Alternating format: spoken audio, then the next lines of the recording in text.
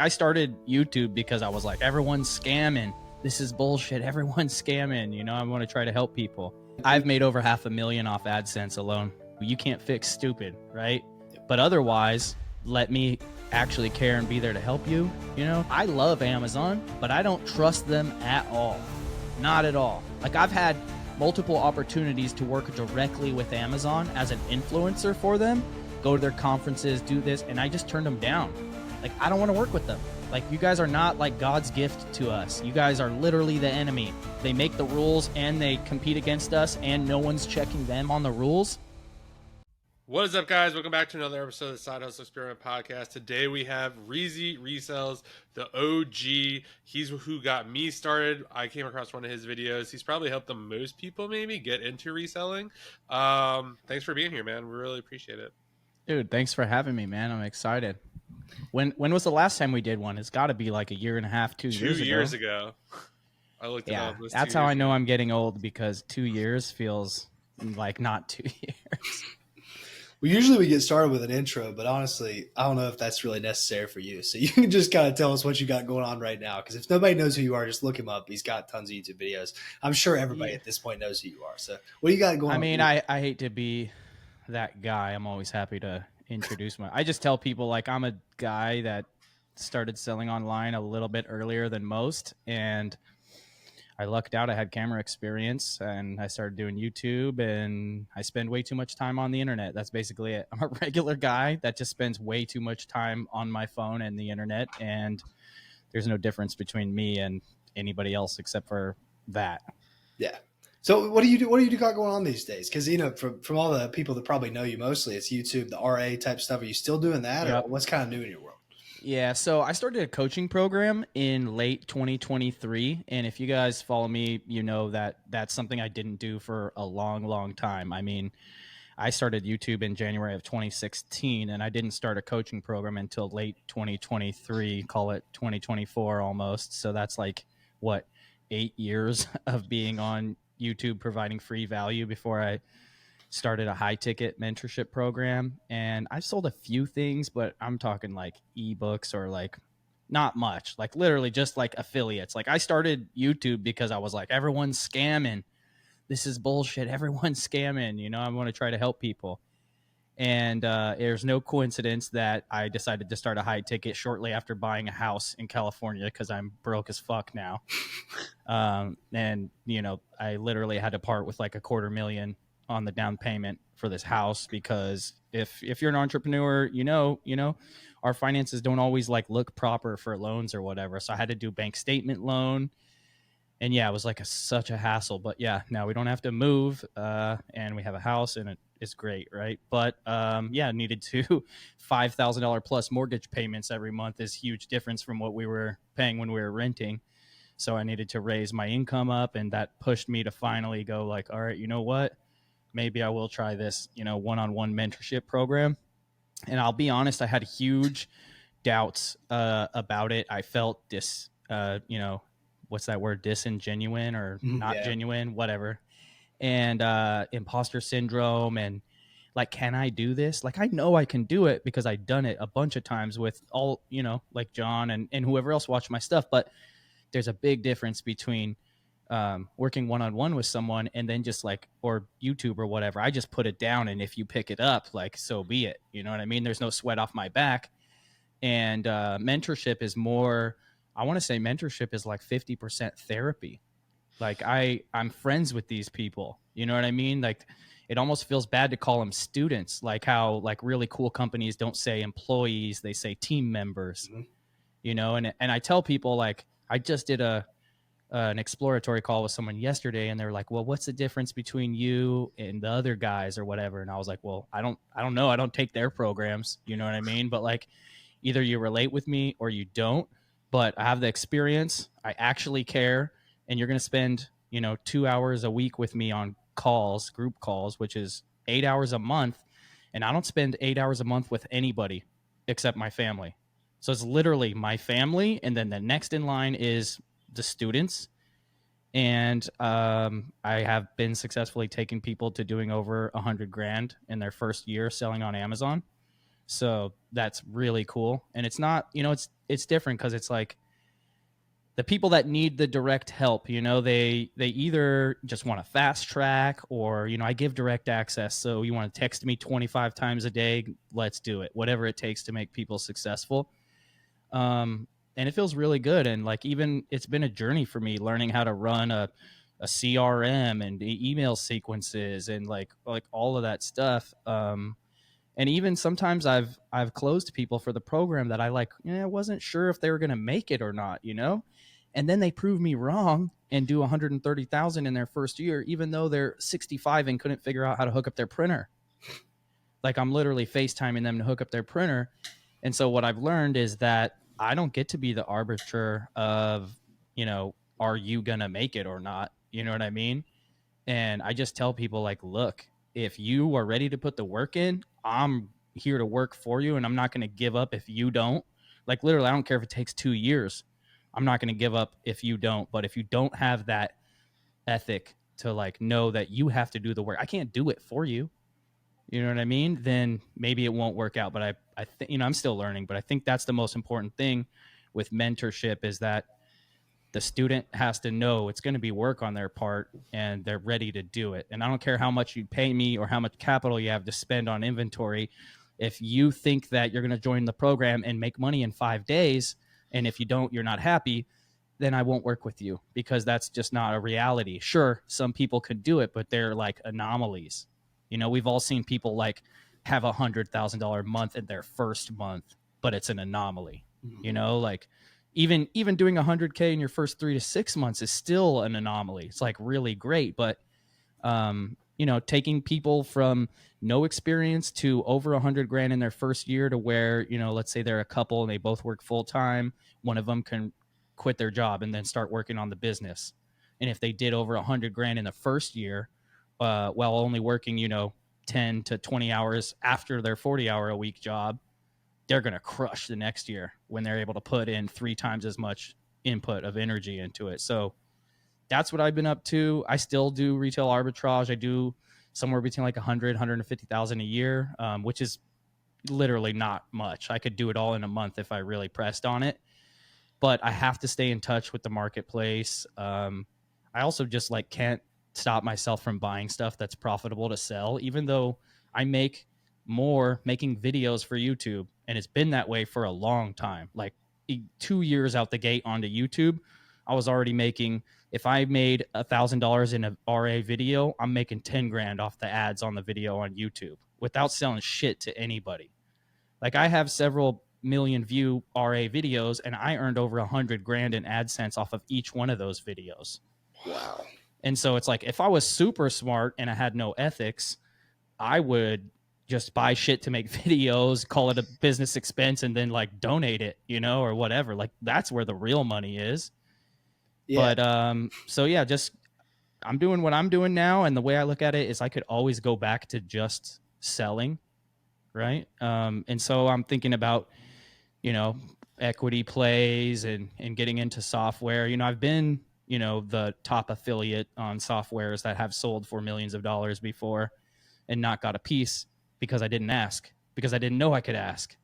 So now I approach things differently, and I look at people like Miles and Warner, and I have to tip my hat to them of huge respect, because look what they did with SellerAmp. Nobody in America knew what SellerAmp was before Miles and Warner. Nobody, right? And I'm assuming they got a decent piece because I asked for a piece and there ain't no pieces left. So I'm sure they got some good piece, and now they're building their own software. You know what I mean? And so like I learned twice from Miles and Warner, like, damn, okay. And so yeah, like, I don't know. Some people might be like, oh, those are your competition or whatever, but I don't see them as competition. Like, people that want to work with me, they want to work with me. People that want to work with them want to work with them. You know what I mean? Like, my audience is probably older, like 30 to 65 or whatever, or I don't know, but I don't see it like that. I learn from everybody.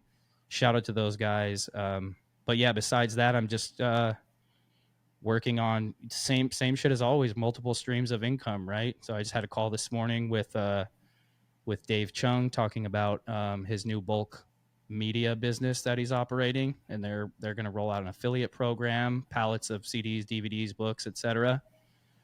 Seems like it'd be right up my alley. Good opportunity to also promote softwares. But yeah, just doing the same thing I'm doing, just in a different way. I don't have to just grind out selling stuff. And then also too, it sounds cheesy, but it's so much more fulfilling to help other people make money.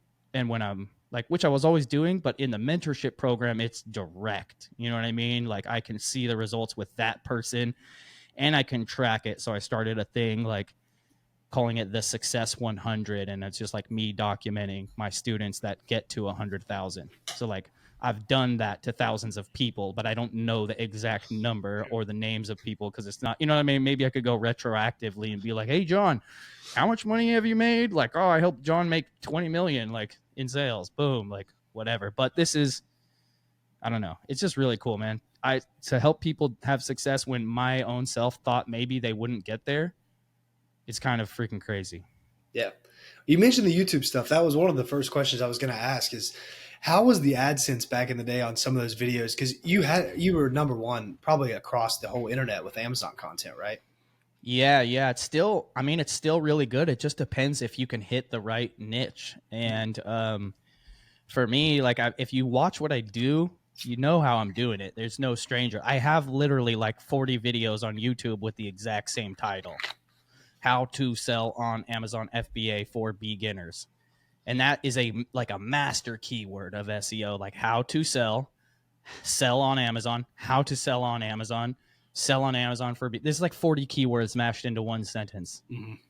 And keyword phrases, I mean. But so yeah, I come up a lot, but I think that's only half the battle. I think the other half is most people who come up, the reaction the viewer gets from watching them is not like, I believe this person, I trust them. It's more like, what's the catch? This is scammy. Where's the course sale? They're giving you half-baked information. And so I think it's like a recipe between making people watch for a long time, but being able to get their attention and be relatable. And I don't think a lot of people have that blue-collar appeal. You know what I mean? They're like Lambos, suits. You know what I mean? They probably can't even wear a baseball hat authentically, let alone backwards. But you know what I mean? It's just like the little things that make you feel culturally connected to someone and you trust them. But it's like, if I make a RA video and it's just an adventure, right? Like it's the most entertaining RA video I could make, right? That would be most mass appealing. That's not going to have a high CPM because a lot of people will watch the whole thing, but it can only be so long. It can only be like maybe 20 minutes. And the people that watch are not the ones that really want to learn. These are like, maybe they want to learn later, but this would be like their shopping, as if it was shopping, this would be like where they start their shopping journey, right? Where they're like, oh, I want to make some money. And then they literally searched how to make money on the internet. And then they saw some RA video that like they watched to the end, but it doesn't really have the meat and potatoes. It just shows that it's possible. The videos that make good money are the ones that start out and feel like that, but then end up being a tutorial. So it's like, boom, boom, boom, boom. But then in the end, the back half is more like their screen recording. I'm showing you numbers. I'm telling you software. And the reason is because you carry them past, that window of like, is this something I want to watch or not? And you captivate them. And then they're like the ones that stay and watch all the way to the end. They actually want to learn. And a good amount of them are prepared to buy a course, which is why the CPM is high, is because my ads are for scammers selling $5,000 courses. Yep. Sorry if that's you. Yeah, and they're getting all the revenue off the back of your stuff. But yeah, to answer the question, like 120, 180, 220 CPM. Damn. That's good. Wow. Can you say how much money or a range on how much you've made? I've made over $500,000 off AdSense alone. That's impressive. Wow. Yeah, that's sweet. Yeah. When did you realize that people were advertising off the back and you were like, oh, wow, I'm really not getting the right cut here? I never really thought about it like that because the way I looked at it was I'm getting paid and it's not costing the viewers money. You know what I mean? Like I'm getting money maybe even more than those people who are selling courses, probably not, but and it's not costing anybody anything. And it was just my own, it was less of what you just said and more of me having to just turn up my financial thermostat and just, grow a little bit more and realize like, okay, if I don't sell the information, someone else will. Yep. And it might not be as good and they might not care as much as I do. Maybe the person who actually gets the sale that's not me, like, argues with the customer over a refund, and then the customer is all pissed and can't, they scammed him out of $3,000.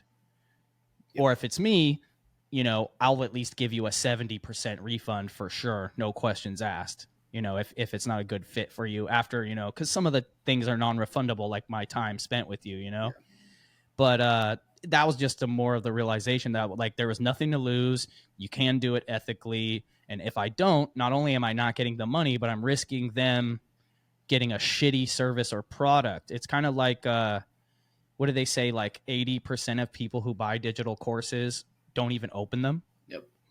You know what I mean? So I'm like, okay, if you're not going to open it, I might as well get the damn money. You know what I mean? Like, that's not on me. That's on you. You can't fix stupid, right? Yep. But otherwise, let me actually care and be there to help you, So it's just like, I don't know. And I've dealt with a lot of people that are like, oh, I joined this program, it sucked. I joined that program, it sucked, So, and suck is like completely subjective, right? Like here's the crazy part. You give the same information to two people, charge them the same amount. One person says it's a scam. The other person, it changed their life. So it's like, okay, where are we at now? It's like when you're on YouTube, you're streaming and someone's like, your mic volume's low. And then everyone else is like, no, it's great. You're like, okay. Yep. You got John. Yeah, the other day you had a tweet that a lot of people responded to. You said, I can't believe people still gatekeep knowledge. Yep. Seriously, if you gatekeep knowledge, you're a clown of the highest order. Only losers gatekeep. And Yep. so many people that like are pretty popular on Twitter or talk a lot about it. Amazon on Twitter just kind of went off. You want to like kind of Yeah, so before we get into that, if you could just take 1 second, like this video, we would greatly appreciate it. It really helps get this out to more people, and that will allow us to get better guests for you guys. And if you are feeling extra generous, leave a comment what you like about it or tag us on social. Thanks so much. Now let's get back to the episode. Oh, yeah, I'll go over it. So, and a lot of the responses were like kind of coming at me, but I don't even think about it like that because I feel like it's more of a misunderstanding. And most of the people are younger, so they don't understand. Like, to them, helping someone means like, giving them a lead, or just things that I consider not helping. Like, I have always had the ethos that I want to teach people how to fish, not, give them fish. You know what I mean? And that doesn't mean I'm saying come to my secret pond over here because it always has good fish, but I might teach you how to find your own secret pond.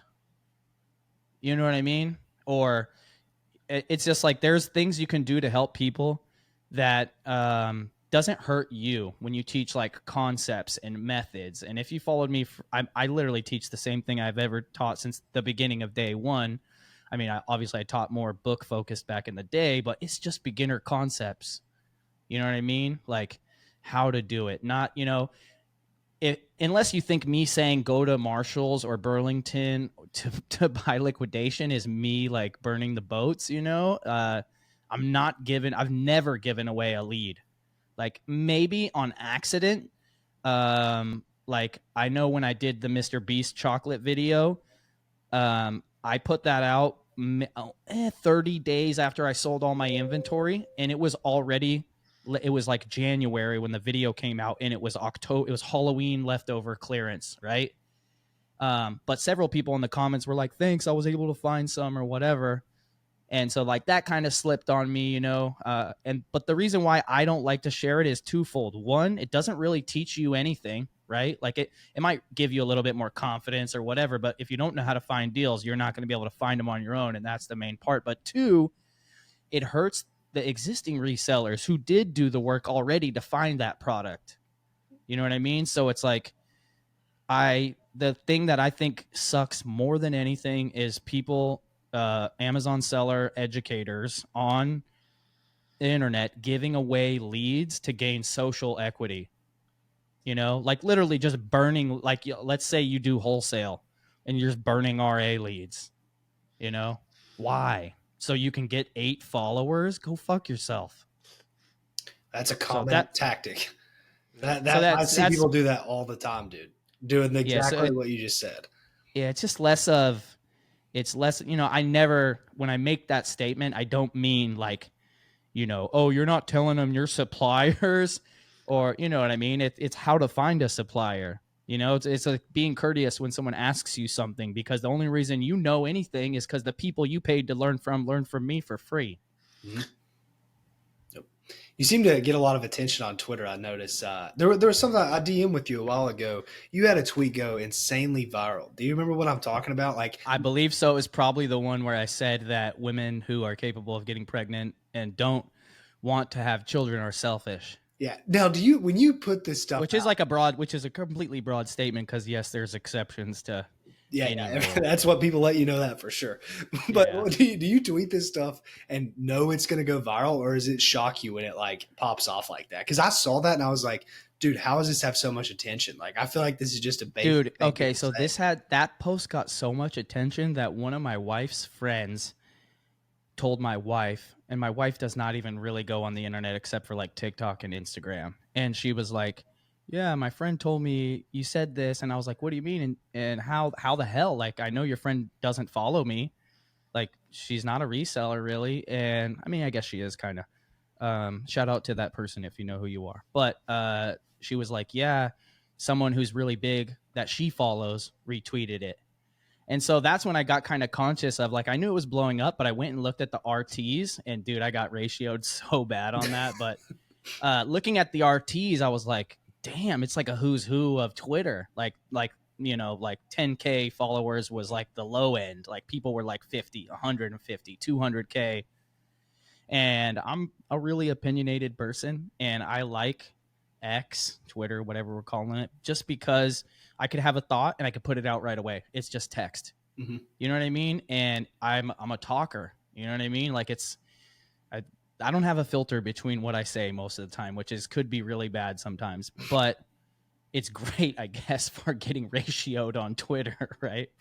Yeah, did you know that was going to happen, or did you think like, okay, this will get attention, or this goes for any of your Twitter? No, I literally I probably saw something else and I was really pissed about it, or felt a certain way, and I'm at least self-aware enough to know when I see something and then it makes me feel a way, and then I comment it like as a reply or something, mm-hmm.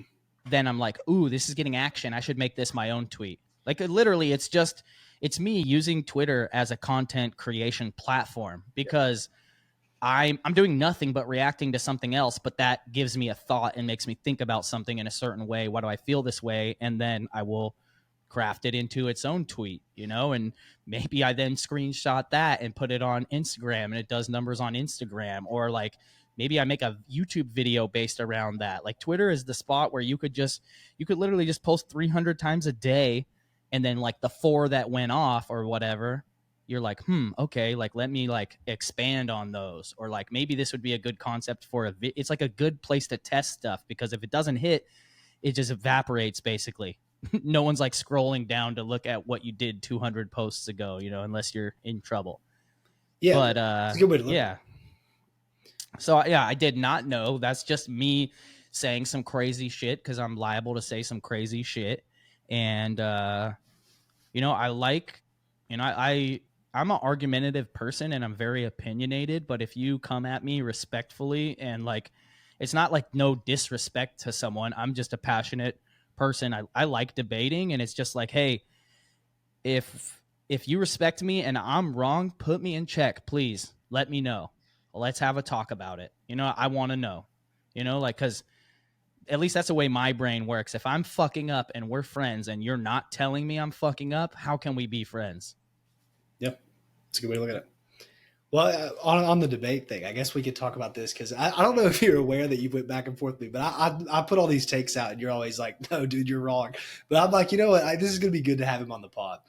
But I always argue that Amazon is kind of striking back against sellers for whatever reason, but all these things that they put restrictions and they've raised the fees. And this is like a really bad things for sellers. But Yep. you've talked multiple times about how it goes in cycles, or you've had other reasons against kind of what I was saying on there. But on that argument of that Amazon is becoming a worse place overall, and it's the fault of theirs, what do you kind of say about that? I mean, you can't really disagree with that statement. Like, as a 10,000-foot view, it's got harder. It gets harder. It also gets easier sometimes. Things change. And just having sold on the platform for over 20 years now, I've seen so many changes over time, and some of them good, some of them bad. Some of them come and stay only for 3 months, and everybody's crying that the sky's falling, and then it goes away. And it's actually great, because half of those people who are crying that the sky's falling go out of business, and then the people who stay and endure have like this renaissance period where they can just kill it. And then by the time everybody realizes it's not hard anymore, like, it's still hard, but there's solutions to that hard, then they come back in, and this is like when box contents happened, right? Like, box contents happened, tons of Goodwills who were previously selling all their media online and pre-scanning them stopped selling online completely because they couldn't adjust to box contents, right? Because how does it work? They pay someone a lot of money to train a lot of Goodwill people, and the person who's running each little location doesn't have enough knowledge or is not paid $100,000 to fully know what's going on Amazon and manage it. And like, spoiler alert, if you know how to sell on Amazon, you're worth at least $100,000 salary to manage someone else's Amazon business. You know what I mean? And it's a full-time job, keeping up with all the Amazon bullshit and figuring out how we're going to work. But like, yeah, things are a little rough right now with ungating. I heard a rumor today about Nike. I don't really want to repeat it because I have no substantiation for that. But yeah, I sent out some texts to some people to see if they could corroborate it. And I'm not surprised, that things are getting harder. Like, in the last 6 months, they tried to take Nike from me twice. And I was able to get it back, like, by the grace of God, but like, other people lost it. I randomly can't sell any Nike socks. I could sell all Nike shoes, but no socks.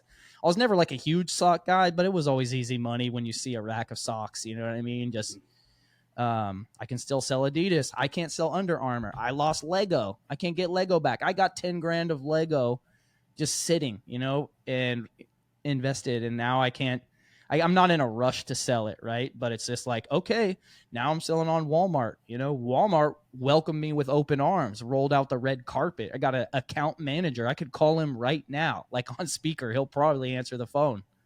Like, and I was like, hey, I'm trying to get approved for Lego, but like, I bought all these Lego a long time ago. Like, what's the move? And he was like, oh, just go get any Lego from anywhere and get a receipt and submit that. And so I bought 1 unit, and submitted that back, and I'm in, can sell Nike on Walmart pretty easily. Like, so even in my mentorship program now, when people come in, it's like, look, I'm teaching you Amazon, but I have to teach you Walmart also, and eBay. And I was always pushing people to not like give up on eBay. Like, yeah, it's your redheaded stepchild, eBay, but don't forget about it because, don't forget about it because depending on what your model is, that's a very useful thing to have in your arsenal. And especially if you were eBay seller, don't like cold turkey eBay, because that's a good thing to have. You know what I mean? You don't want to make it harder for yourself. And now, there's even more options. We got Whatnot, like Whatnot is serious. There's people printing on Whatnot and doing this literally same business model that we do on Amazon, except for they're turning, RA or OA of big brands or whatever. Anyways, they're just turning the capital so quickly. You're able to turn your capital 3 times a week. Wow. Do you know what I mean? Like, you can't do that with Amazon, right? Like, and this like Whatnot is so fascinating to me because of the concept of I don't care if like half of those items sell for non-profitable prices, as long as the other half cover all that. And so I'm not looking at the per item profit. I'm looking at the per show profit. How much profit did I make per show based on my cost of goods, and how much time did it take me to make that? And as soon as I print the shipping labels, I have the money and I can go buy more stuff. Yeah. Which is pretty insane, because that means you're never going to be carrying a balance on your credit card or earning any, or, accruing any interest. Yep. So, yes, Amazon's getting harder, but I'm like you said, I'm a big proponent of when it gets harder, there's a benefit to it for those that endure that and get onto the other side. And box contents isn't the only thing. Like, I've been selling on Amazon before the first year that FBA opened. It was like there was no long-term storage fee at all, right? When long-term storage fee started happening, everyone complained, sky's falling, Amazon's not worth it anymore. For 20 years, people have been telling me, is Amazon still worth it? You know what I mean? So it doesn't make sense. Obviously, it's still worth it. There's always new opportunity. And the silver lining of this is, I think that Walmart becoming a bigger player in the 3P market situation, and it is the second largest platform in America, is hopefully going to put some pressure on Amazon to, deal with sellers more favorably. Because if we think long term about what's happening right now, I find it hard to believe that that this is not going to be seen as price fixing or collusion. Mhm. Because what happens if there's several things happening right now. If they're gating all these brands and not letting new people in, well, eventually, just because of atrophy of sellers going out of business, they're going to have to open it back up again, because prices are going to get too high. Yep. Like, if Amazon is saying right now, we don't need any Nike sellers because we're able to satiate the demand with the sellers that we have, those sellers are every day going out of business, certain percentage, right? And after a certain time, it won't be enough to satiate the demand, and the price will go up as the supply goes down, which increases customer dissatisfaction, and then Amazon has to open it back up. That's how it's always worked. But now, especially with the 200, 100, 300 unit requirements or whatever, that's even more predatory. And then on top of that, they're now doing the ASIN limits per shipment. Not per shipment, but per ASIN. So that means that if this shoe sells 1,000 times a month, and let's say, there's 5 of us and 4 of us bought 200 pairs, right? And we're going to send them in, but I bought 1,000 and I got my shipment done before you guys did. I can send in my 1,000, but you won't be able to, all 4 of you won't be able to send in your 200 because the max quantity of that ASIN is already at fulfillment. I don't see how that's not seen as monopoly price fixing behavior. I didn't even know that was a thing. Is that new? Yeah, it started rolling out in like the last 30 to 60 days. Yeah, that's going to end up being a lawsuit for sure. And they don't, and the crazy thing is, it doesn't tell you until you get to the end of your shipment, right about to send it. And waste all the time labeling everything. Right. And so, I mean, don't get it twisted. I love Amazon, but I don't trust them at all. Not at all. Like, I've had multiple opportunities to work directly with Amazon as an influencer for them, go to their conferences, do this, and I just turned them down. Like, I don't want to work with them. Like, you guys are not like God's gift to us. You guys are literally the enemy. You created the platform, you make the rules, you sell against us, you steal our products. We don't even know what your feedback score is. What the hell is Amazon's feedback score? 20%? Like, you know what I mean? Like, that's a whole nother can of worms. They make the rules and they compete against us, and no one's checking them on the rules. Like, that's also bad. So I love Amazon, but I don't trust them. Yep. You got John. Interesting. So are you selling a lot of Nike and other stuff on Walmart? Not so much yet, but just enough to know that it's possible.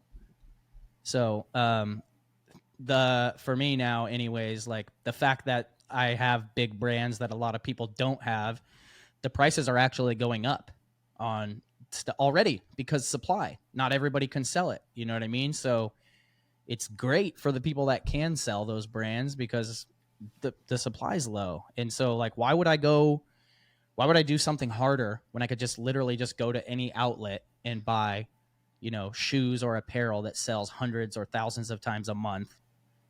And I've sold them all before, pretty much. I know exactly what they're going to do. I know those Nike crew neck sweaters or sweatpants at 70 to 90% off are always going to be a good buy.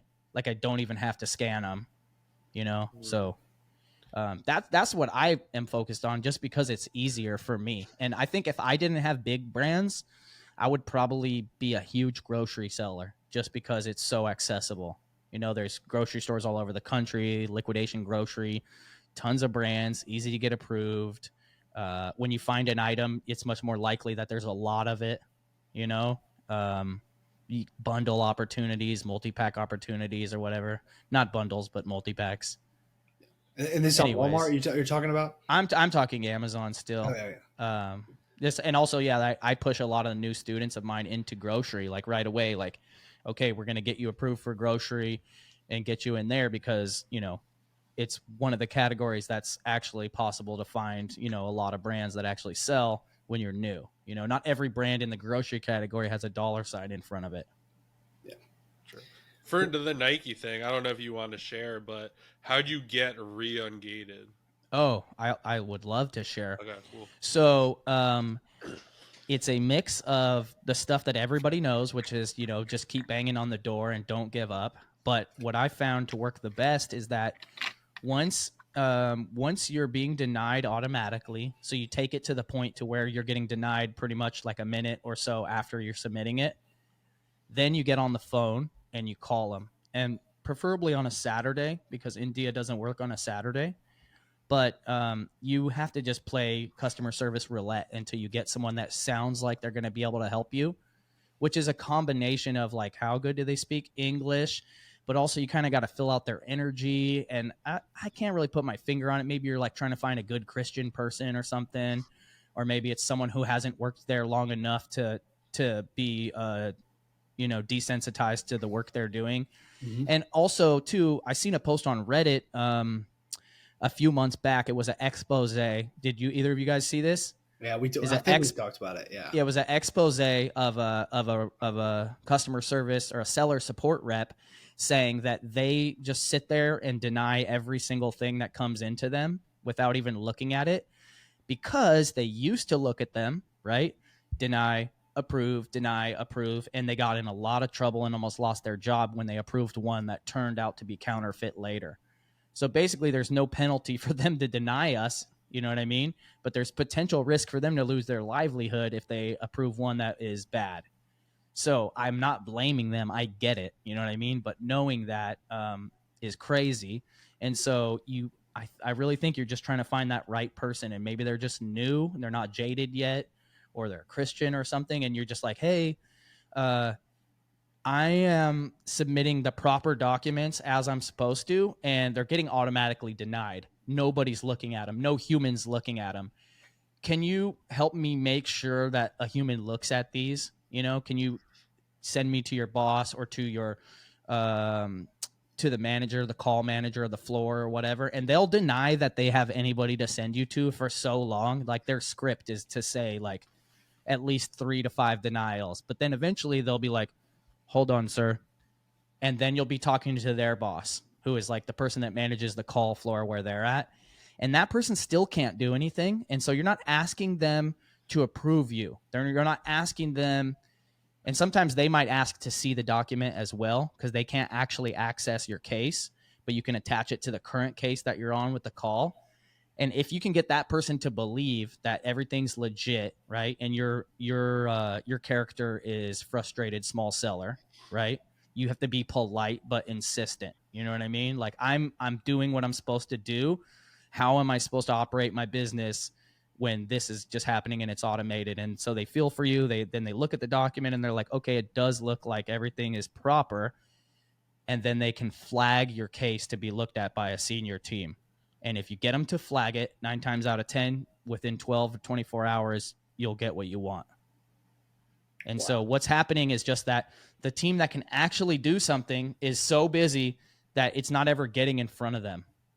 And so you have to get through the first line or two of defense, and then they are able to check something or click something that brings it to the attention of people that can actually do something. And then you'll just get an email that's like, oh, upon further review, blah, blah, blah, you are approved to sell.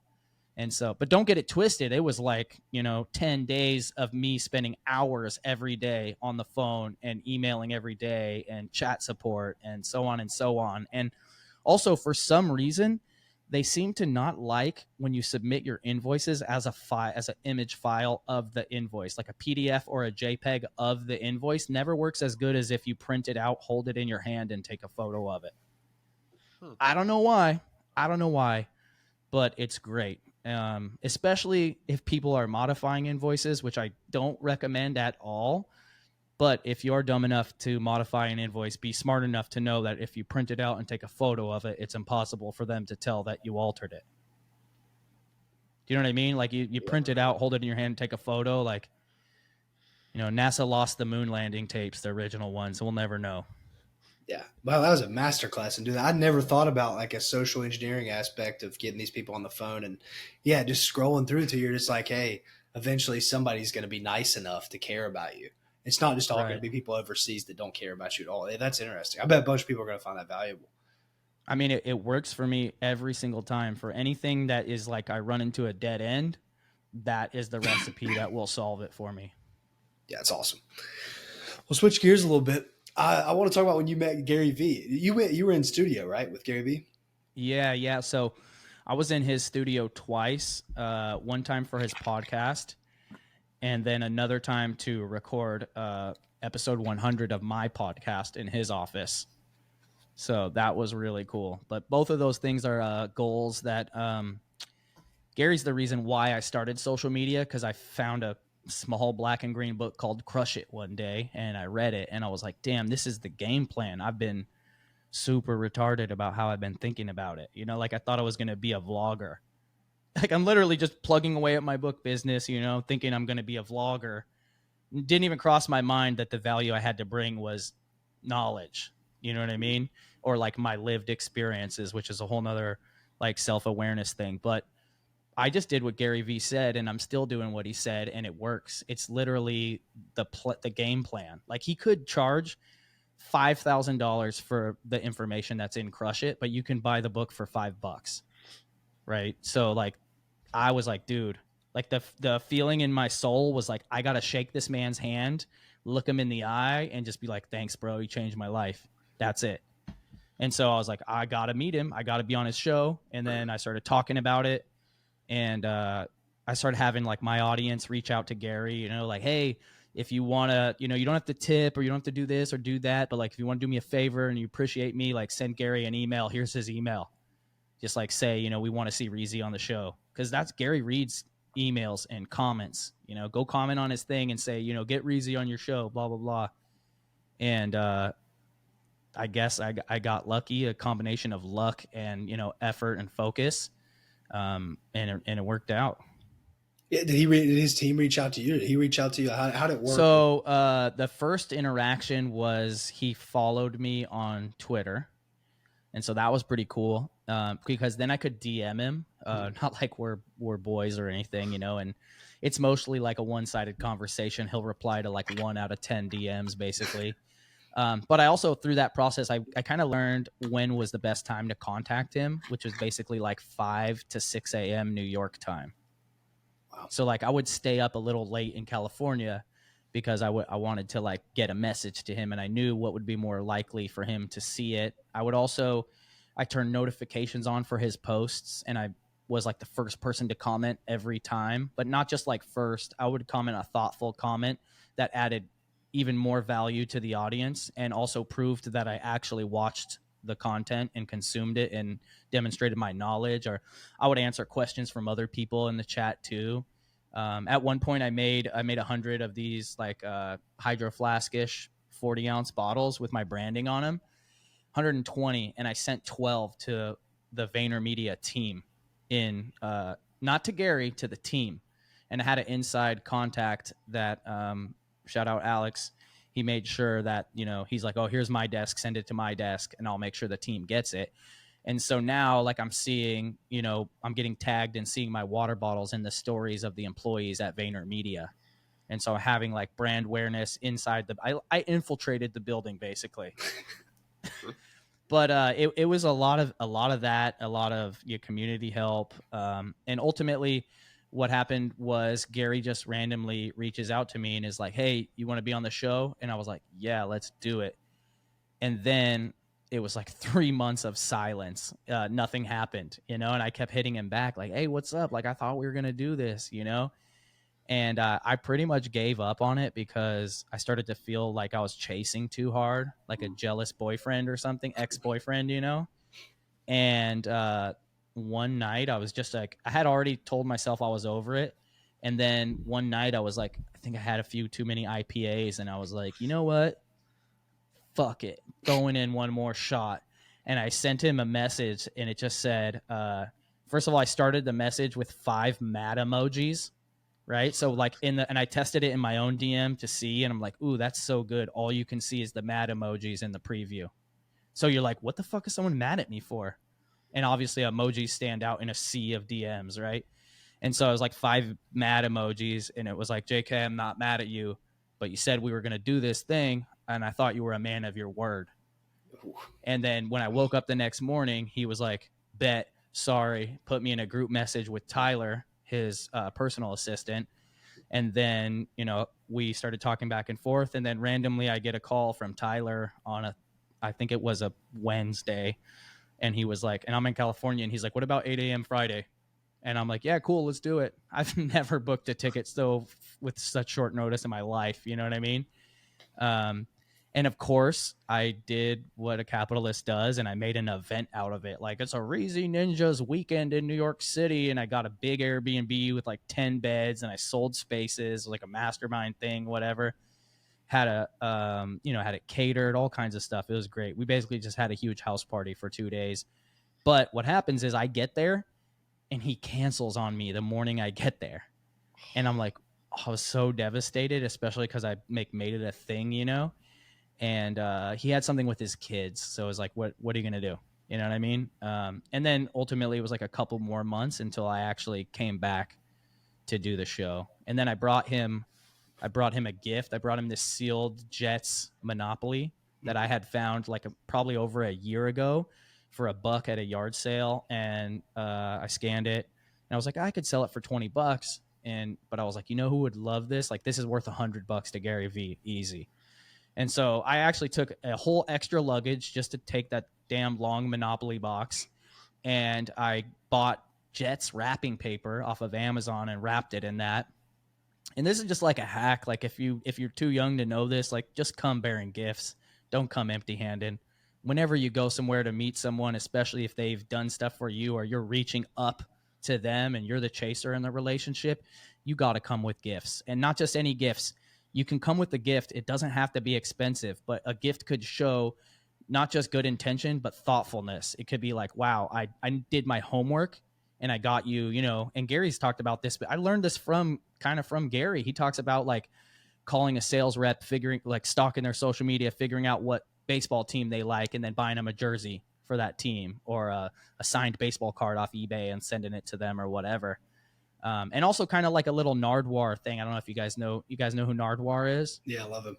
Yeah. So it's like, what's funny is Gary didn't know who Nardwuar was. I was like, yeah, I Nardwuar you, Gary. And I pulled the gift out, and he was like, who's Nardwuar? And I was like, oh, look it up, bro. I'm depressed that you don't know. But what's funny is that episode with me and Gary, I do love my curse words. Gary loves them too. And I did not realize it, but I probably cussed like 150% more than normal because we were, do you know what I mean? Like, just going at it. And that episode, unfortunately, ended up getting limited for views on YouTube because of profanity. And so I really wish YouTube would let me like add bleeps retroactively. Like, I can't believe they don't have that feature still. But yeah, it's great time. Were you nervous at all going on there the first time? Dude, I've never been more nervous for anything in my life. And I'm not ever usually nervous. I'm pretty comfortable being the center of attention, but I'd be lying if my armpits weren't sweaty and I felt a little bit of mom spaghetti, like I planned. That's the only interview I ever planned out what to ask, you know what I mean? And had notes, you know what I mean? And on the interview, if it's so funny, if you hear, when I'm like, when I'm talking about the Monopoly game, I'm like, they wanted 5. And I was just going to say, I paid 2. But before I like fleshed my questions with Larry, Watch Me Amazon, because I was chilling with him at his warehouse and we went together, right? So that's another thing I did. I took the opportunity to bring someone else with me into his office, as a solid to do to Larry. And I told Larry the question, and he was like, bro, right there, you got to tell him they didn't get it. You know what I mean? Because Gary's going to say they wanted 5. They didn't get it. That's like his thing. Yep. And it fucking worked perfect. I was like, they wanted 5. And then me and him at the same time were like, they didn't get it. That's awesome. So yeah, there was a little bit of planning. And I'm of course biased, but I think that interview I did with Gary is the best interview Gary's done, because I've seen every interview Gary's done. I've watched all his keynotes. I don't watch his videos anymore, but keynotes and interviews, yes. And I asked all new questions that I really wish people would have asked in any of the 100 podcasts I listened to with him, so I asked him about things about like, how does he feel, this is a good one. Do you feel that your father neglecting you due to being so busy with the business inadvertently primed you to learn how to gain attention and how to recognize opportunity to gain attention? Because when Gary says that he was like 10 or 12 doing lemonade stands and like pimping out groups of like 8-year-olds to do lemonade stands for him, like in bulk, like a chain, that he would stand at the intersections and watch where people would look their eyes when they were parked at a stop sign or a stoplight. And that's where he would put his signs for the lemonade stands. And that's, for me, that's just too high level thinking for someone that young. And I don't believe you can think like that without there being a precursor that influenced that thought. Like, that's not a natural, normal thing for people to experience. That's like website hotspot monitoring in real life. And so I've always wanted to get to the bottom of that. And I asked him that question. And if you watch the replay, he was like blown away and stumped. And you've never seen Gary at a loss for words ever. I'll have to watch that. I've watched the one where he interviewed you, I believe, but not the one back. I didn't know you did that, so that's awesome. I'll have to watch that one for sure. Yeah, but what do you got, John? What was one of your biggest takeaways from meeting him? Like, how does he operate? Like, did you get like any insight into that? Yeah, he's 100% exactly how he is online in real life. And it was to the point of like, as soon as we were done recording, his head goes down to his phone and he's just instantly like bang, bang, bang, bang, bang, bang, like answering million DMs, commenting on stuff, replying to text messages. But then, like, hey, what's up? Let's take a photo. Like, thanks. Like, you get the feeling like he really cares. Like, even though he seems super distracted all the time, when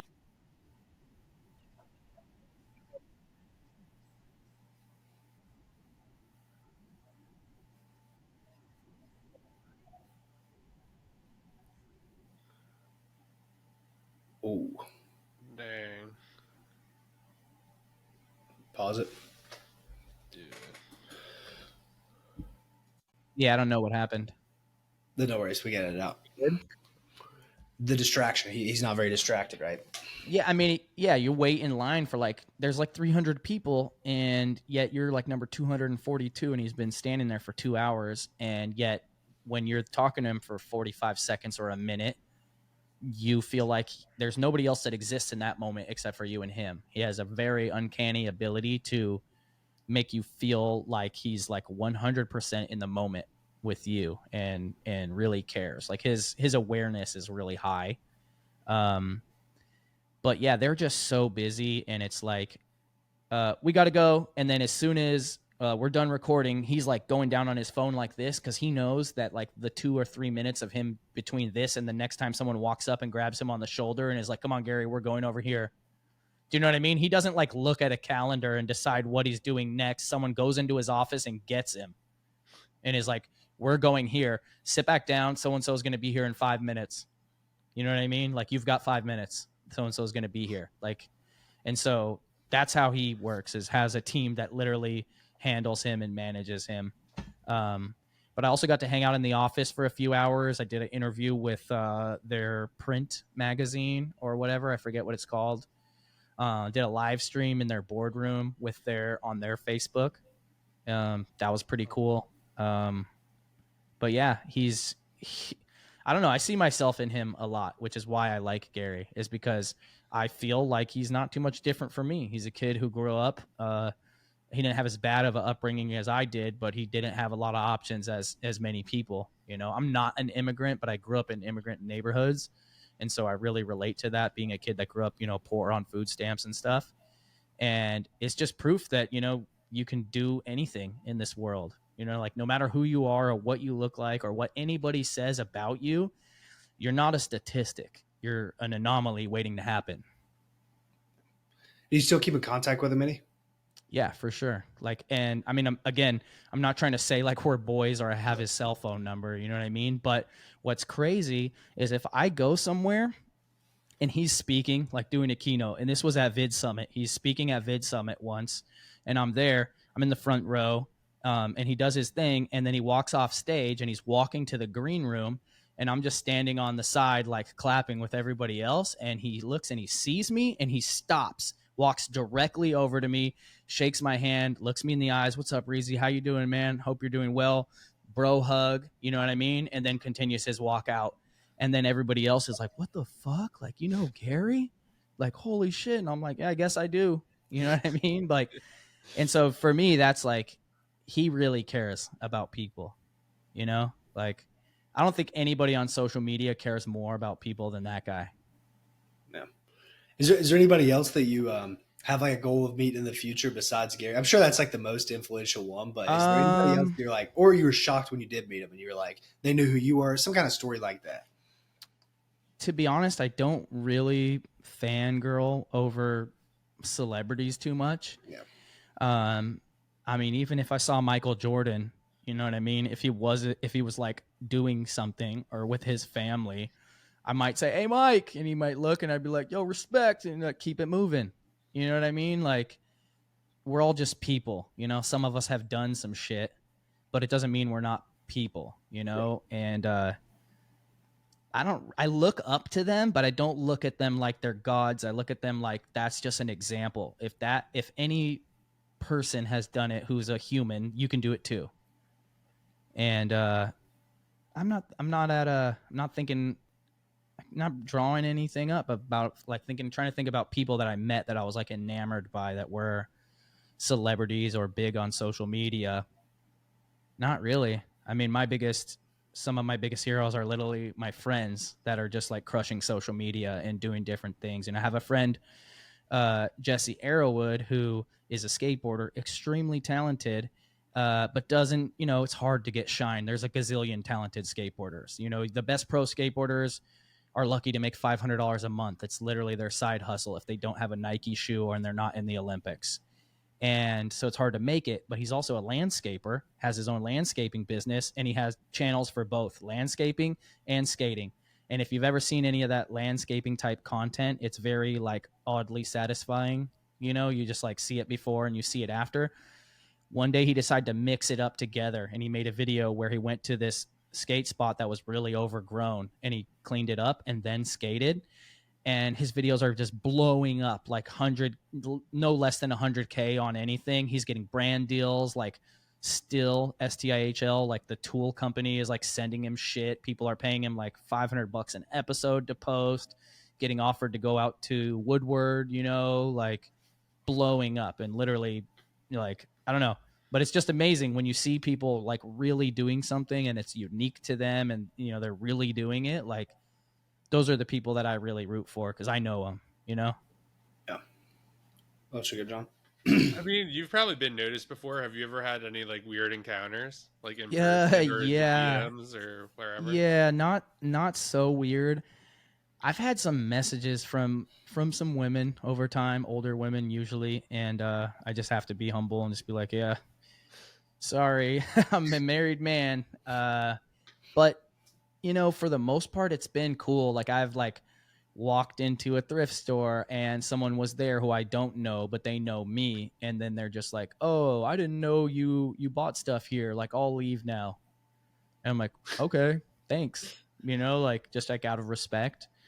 Or like I'll just be like driving down the street and someone will be like, "Reezy," like, and I'm just like, I don't even know who it was. You know what I mean? Like, it wasn't, I saw the person, but it's not someone I know, and that's like in the hometown. What's crazy was we went to Europe in 2019, went to Italy, and I got recognized twice in Italy, once in Venice and once in Florence. And the crazy thing is that they were like, oh, they didn't know me as like ReezyResells, like the Amazon seller. They had seen my vlogs from the previous year of traveling in London. And we went to like a little town. We went to Stonehenge, whatever. And so both people that saw me in Italy were like, "Oh, we saw your travel vlogs, and we're following you off your travel vlogs. We did the same journey you did." Like this one lady was even like, "You look like you lost some weight." And I was like caught off guard by that because I was like, "Wait, I was fat." Like, and then later that night, I like went and watched my old videos, and I was like, "She's right, I was fat." Like, I was 155 at one point. Now I weigh 130. So, a lot, 25 pounds on a 5'3" guy. That was unnecessary, kind of sticks out.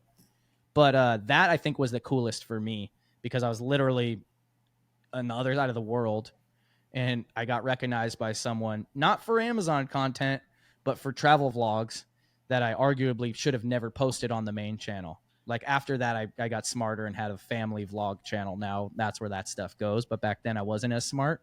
And I guess I just got lucky that some of our travel videos did well. Like we have one that's like Americans go to London for the first time, and that got over 100,000 views. Didn't make me any money. And they got seriously 100,000 views on that video made me less than $100. Damn. But 100,000 views on a long form Amazon education video is going to be at least 10 grand. Wow.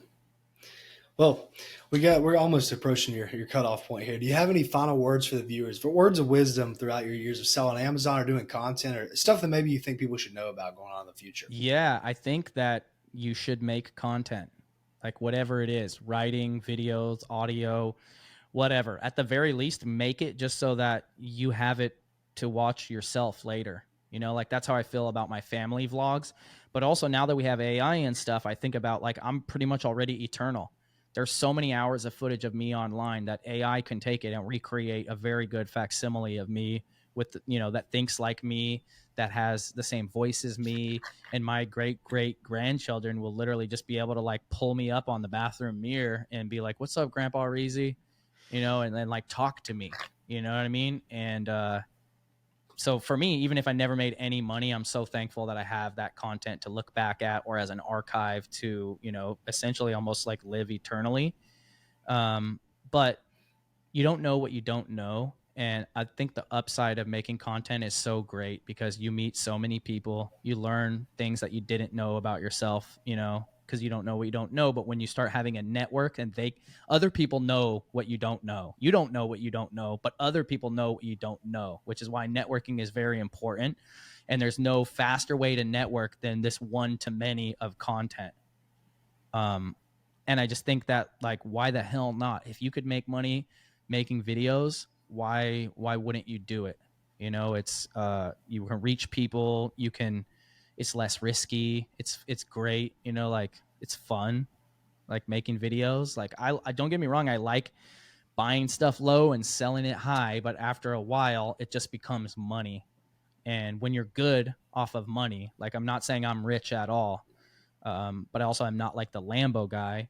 And sure, I could use more money, but like the fridge is full of organic food. We're going to Italy and I'm not checking the bank balance, like I'm kind of good. And so I think about the upside of making content is like you can help others, you can find your passion, like you can feel like you have a purpose. I think there's a lot of people, especially in our space, in entrepreneur space, capitalism, whatever, they're making a lot of fucking money, but they're not happy, And I think helping people is like a really good way to become happy. Awesome. What else you got, John? Anything to close us out? No, where can everyone find you? Just go to reezy.tv, reezy.tv. That'll take you to my YouTube channel. And send me a DM on Instagram if you want to say, hey, I'm always available. Awesome. Cool deal. Thanks so much for doing this. Like, subscribe, and we'll see you guys in the next episode. Peace. Peace. If you enjoyed this episode and know someone else that would enjoy this episode, if you could send them this episode, literally just copy and paste a link, send them on Instagram DM. Everyone loves to network. This is a great way to do it, a very easy way. It helps grow the podcast and get better guests. So the more the podcast gets shared, the more views we get, the better guests we could get for you. We would really, really appreciate it. And tag us on social media and we will share it as well.